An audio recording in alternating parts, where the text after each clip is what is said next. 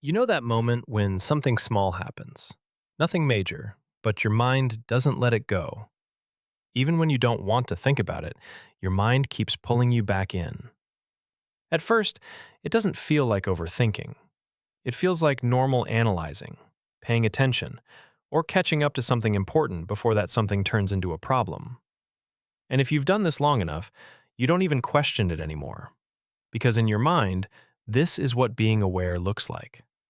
This is what being prepared feels like. But then something happens. It doesn't stop.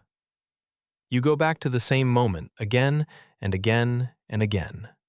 Not because you want to suffer, but because you're trying to land somewhere solid with it, trying to find the version of it that finally makes sense. And each time you revisit it, it changes slightly. A new detail shows up, a different angle forms, a different meaning starts to take shape. And instead of closing the loop, it just expands it.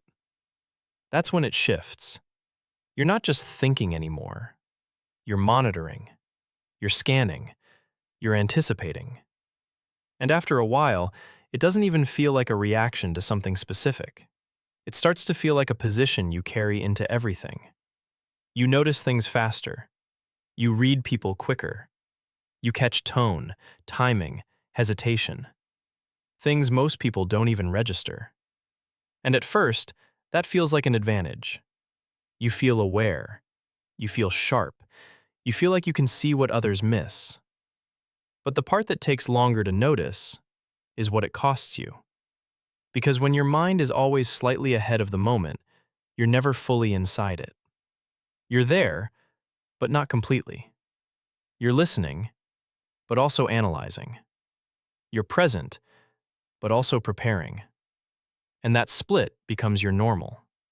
That's where it starts to get confusing. Because from the outside, nothing looks wrong. You still show up. You still care. You still engage. But internally, something has changed. You don't react the same way anymore. You don't feel things the same way in real time. There's a delay, a filter, a layer between you and the moment. And people misread that. They think you've become distant, less emotional, harder to reach. But that's not what happened. You didn't become less emotional. You became more controlled. You became more selective with what actually gets through.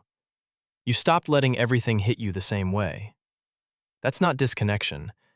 That's adaptation. And adaptation always comes from somewhere. You didn't randomly become this way. You learned it. Repeatedly.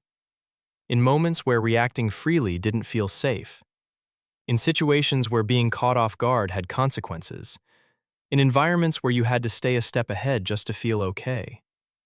Your mind didn't start overthinking for no reason. It started protecting you.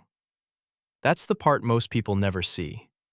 They look at overthinking like it's a flaw, like it's something you should just stop doing, like it's excessive or unnecessary. But for you, it wasn't unnecessary. It was useful. At some point, it worked. It helped you avoid something. It helped you navigate something. It helped you stay stable in situations that didn't feel predictable. And when something works like that, your mind keeps it. It refines it. It strengthens it. Until it becomes automatic. That's why it doesn't turn off easily. Because it was never just thinking. It was safety. And that's where it gets deeper. Overthinking isn't really about the moment you're in.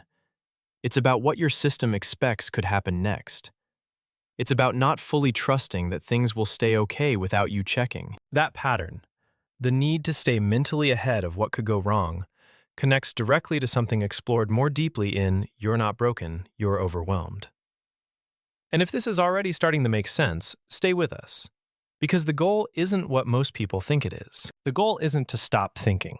That was never the problem. Trying to force your mind to shut off just creates more tension.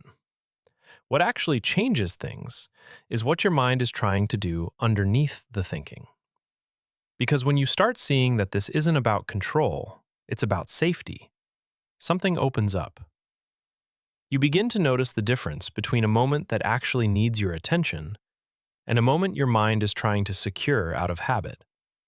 And that distinction matters because not everything needs to be solved. Not everything needs to be analyzed. Not everything needs to be understood before you let it go.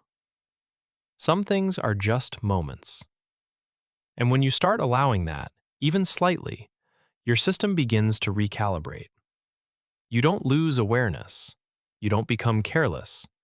You just stop treating every moment like it carries risk. And slowly, you start coming back into the moment instead of staying ahead of it. You start listening without preparing. You start experiencing without filtering.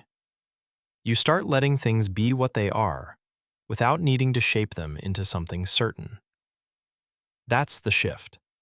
Not less thinking, but less pressure behind the thinking. If you want to understand this pattern more deeply and where it actually comes from, it's explored further in You're Not Broken, You're Overwhelmed. If this resonated, like the video, subscribe, and share what part felt familiar.